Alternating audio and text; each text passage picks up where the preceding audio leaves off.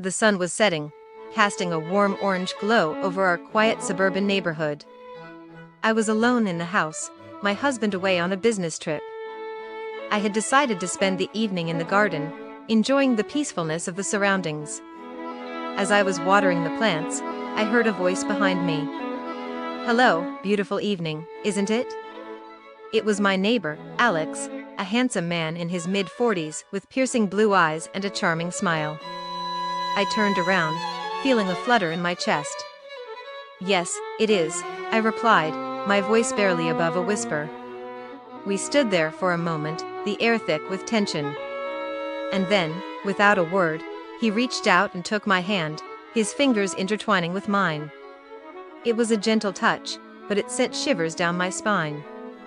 I felt like I was melting into his eyes, like I was drowning in their depths. We walked through the garden together, the scent of blooming flowers enveloping us. The sky was painted with hues of pink and orange, a breathtaking sunset that seemed to match the intensity of our emotions. As we reached the patio, Alex turned to me, his eyes burning with intensity. "I've wanted to do that for a long time," he said, his voice low and husky. I felt a flutter in my chest, a spark of attraction that I couldn't ignore. "I've wanted you to," I replied, my voice equally soft. We stood there for a moment, the air thick with tension. And then, without a word, he leaned in and kissed me, his lips soft and gentle. It was a kiss that was both passionate and tender, a kiss that spoke of longing and desire. I felt like I was home, like I had found a part of myself that I never knew existed. As we broke apart, gasping for air, I knew that I had crossed a line.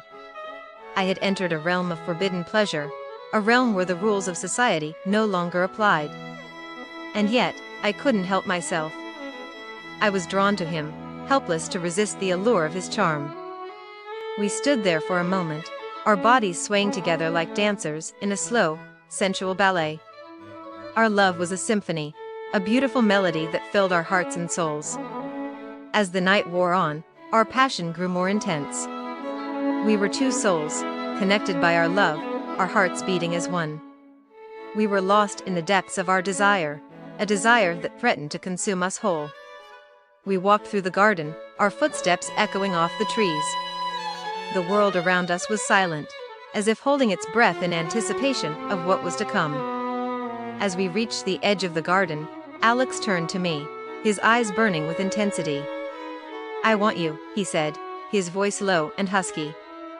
I felt a shiver run down my spine as I looked into his eyes. I knew that I wanted him too, but I was helpless to resist the allure of his charm. We stood there for a moment, the air thick with tension. And then, without a word, he took my hand and led me back to his house. As we walked, the world around us melted away, leaving only the two of us, lost in the intensity of the moment. We were two souls, connected by our love, our hearts beating as one. We were lost in the depths of our desire, a desire that threatened to consume us whole. But we didn't care. We were two people, consumed by our passion, our love burning brightly like a beacon in the night. As the night wore on, our passion grew more intense. We were two people, lost in the depths of our desire, our love burning brightly like a flame that would never fade.